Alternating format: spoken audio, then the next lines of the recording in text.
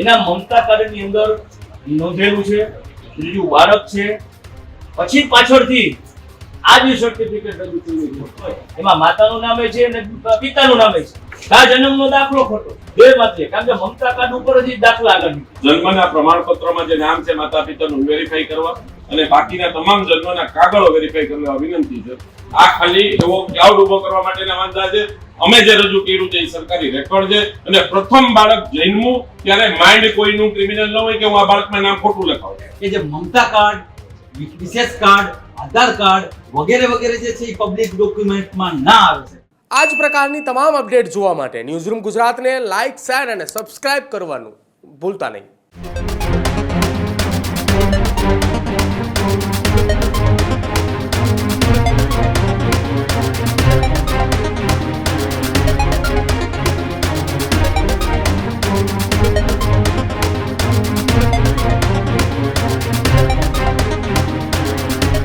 સ્થાનિક સ્વરાજની ચૂંટણીના એ પડઘમ અને તેની વચ્ચે હવે તોડજોડની રાજનીતિ.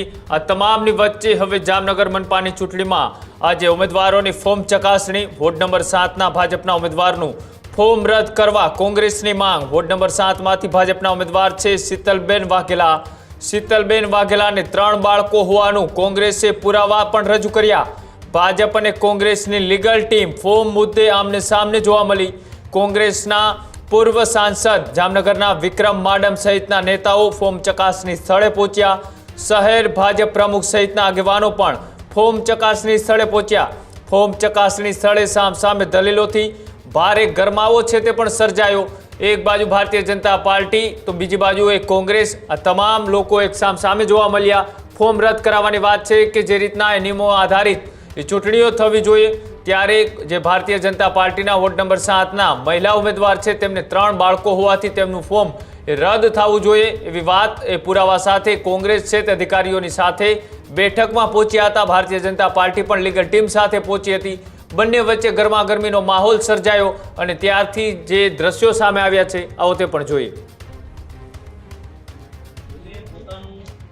મમતા કાર્ડ જ્યારે ડિલિવરી પર પ્રેગ્નેન્ટ હોય અને જ્યારે શહેર આરોગ્ય કેન્દ્ર એની અંદર જ્યારે ટ્રીટમેન્ટ લેવા જાય ત્યારે સરકારશ્રી દ્વારા આખા કોઈ ફોર્મ બહાર પાડવામાં કે દાદાના વિગતથી માંડી અને એનો દીકરા અને એને દીકરા એના શહેરી આરોગ્ય કેન્દ્ર એની અંદર જે પિતા તરીકે જે નામ ત્રીજું બાળક 2005 પછી ત્રીજું બાળક ત્રીજું બાળક હોય એનું ફોર્મ રદ થાય એના માટે દિયા અજયભાઈ વાઘેલા એના મમતા કાર્ડમાં ત્રીજું એની જન્મ તારીખ 12/6/2023 એના મમતા કાર્ડની અંદર નોંધેલું છે, ત્રીજું બાળક છે, પછી પાછળથી આ જે સર્ટિફિકેટ રજૂ થયું છે.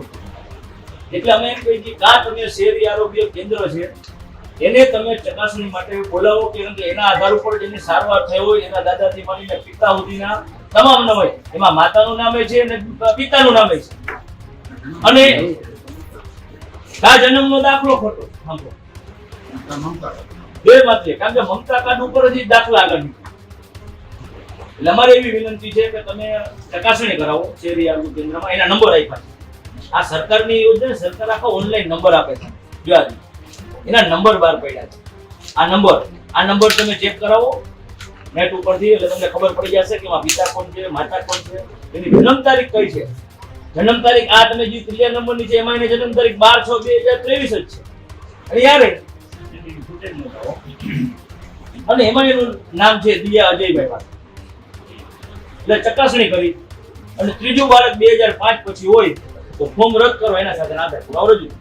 જન્મનું પ્રમાણપત્ર, જન્મના પ્રમાણપત્રમાં જે નામ છે માતા પિતાનું વેરીફાઈ કરવા અને બાકીના તમામ જન્મના કાગળો વેરીફાઈ કરવા વિનંતી છે.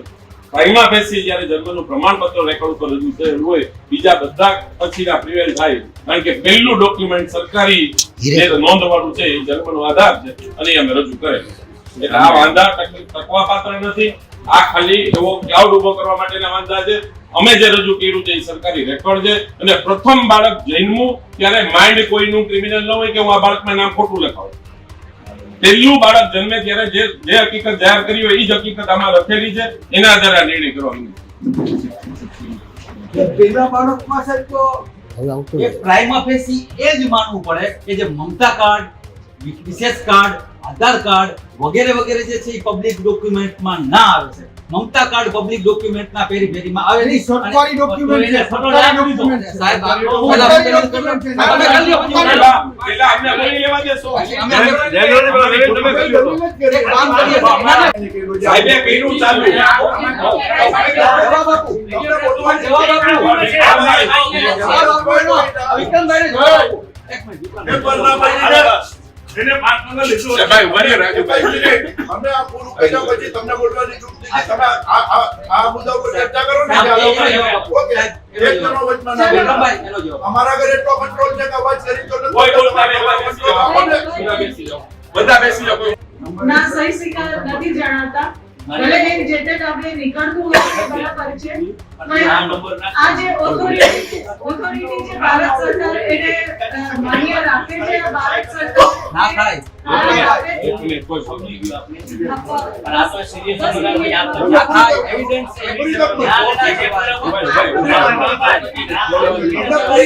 આપણે કોઈ બોલતા નહીં. ત્યાં જજમેન્ટ આપે તમને પૂરી તક મળશે તમારી. વિક્રમભાઈ પૂરો ન્યાય. ઓકે. મારું ખરાઈ આવશે પછી હું તમને નિર્ણય અમને આપીશ. એટલું ખાલી ખરાઈ કરો, બેયની અમને ખરાઈ એની કરો. ખરાઈ કરો. જો ઓર્ડર દાખલામાં તો એ છે, મારી વાત સાંભળો તમે. ચૂંટણી આ રીતે મમતા એની ખરાઈ કરો.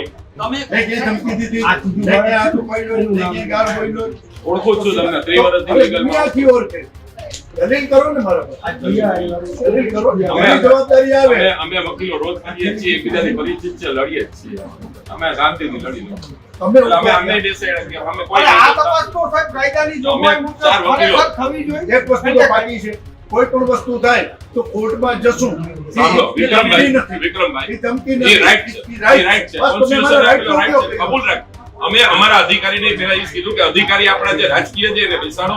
આ વકીલોનો મુદ્દો છે, વકીલો લડી લે. કોઈ જાતનું પ્રેશર નહીં, ન્યુટ્રલ લડત થશે. ચૂંટણી પ્રક્રિયા પ્રમાણે અમે કાયદેસર ઇન્દિરા ચાલશું.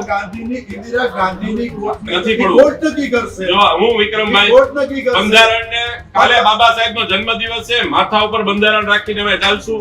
ક્યાંય અમે આગા પાછું ભારતીય જનતા પાર્ટી તરફથી હું બધાય જાણે. ભારતીય જનતા પાર્ટીના જવાબદાર માણસો ક્યાંય ખોટું નહીં થાય. બંધારણને તો આખા દેશે. દેશને માનવું પણ એવા ઈ ચીજ કરીએ છીએ. સાંભળો. હવે તમારો કાયદાકીય જવાબ આપો.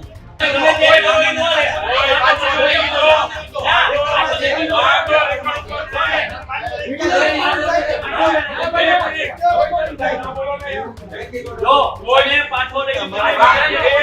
મેં મને કીધું વિડીયોમાં તમે તપાસ કરી લ્યો. હવે તમે એમ કહો કે આ નહીં આ તમે આનંદભાઈ, દબાવવાની કોશિશ ન કરો. આનંદભાઈ, માન્ય કે અમારી અધિકારી જાહેર કરે પછી થાય. પછી થાય. માન્ય કે તમે હવે કહો છો. પેલા તમે આ માન્ય પેલા તમે કીધું પાછો લઈ લો. તમે વળી તમે એમ કીધું ના, કે એમને તમે એમ કીધું કે અમે તમે વિક્રમભાઈ આવે છે, બાકી આપો. તમે દબાવવાની કોશિશ કઈ નહીં દબાવતા જ નથી. ભારતીય જનતા પાર્ટી કોઈ એ ભાઈ ભાજપની વાત કરો. આપ લડો. હજુ સુધી તમે અમારી ચેનલને સબસ્ક્રાઇબ નથી કરી તો અત્યારે જ ન્યૂઝરૂમ ગુજરાતને સબસ્ક્રાઇબ કરો, ફેસબુક અને ઇન્સ્ટાગ્રામ પર ફોલો કરો.